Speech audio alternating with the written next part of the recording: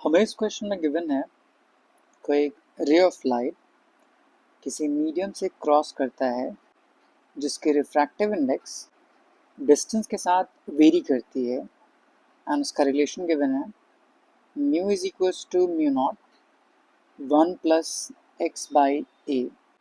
अगर वो ray enter करती है उस पर्टिकुलर मीडियम में parallel to x axis, then उस रे को कितना टाइम लगेगा ट्रैवल करने के लिए distance between x is equals to 0 to x is equals to a हमें कैलकुलेट करना है।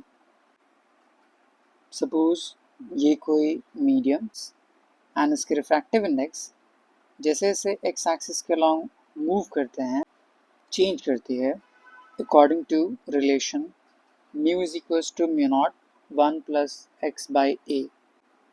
सो इस पर्टिकुलर मीडियम में कोई रे ऑफ लाइट एंटर करती है parallel to x axis, let's say at x is equals to 0 and travel करती है to distance x is equals to a। so उसको travel करने में कितना टाइम लगेगा हमें कैलकुलेट करना है। since ये ray of light parallel to x axis उस पर्टिकुलर मीडियम में एंटर करती है, so angle of incidence 0 degree. so refractive index को यूजिंग स्पीड हम रिलेट कर सकते हैं as mu is equals to speed of light in vacuum by speed of light in medium।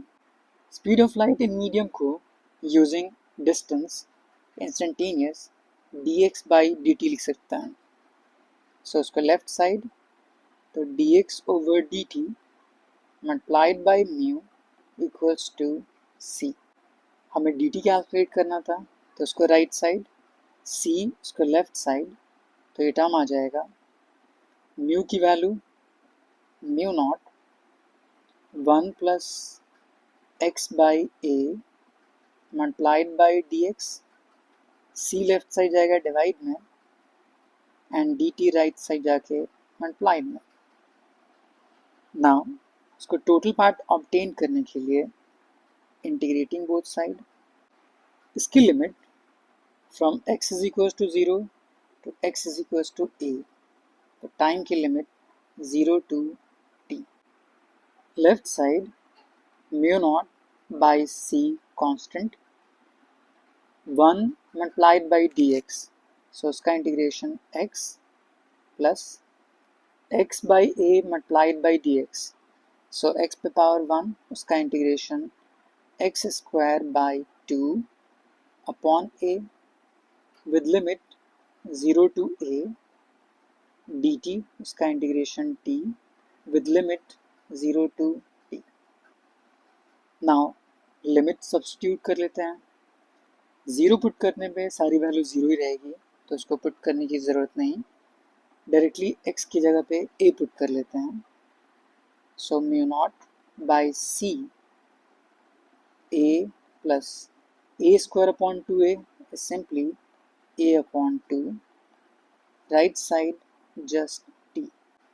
इसको एलसीएम कर लेते हैं 2 प्लस 1 3 बाई 2, सो t की वैल्यू आ जाएगी 3 by 2 times mu naught a divided by c.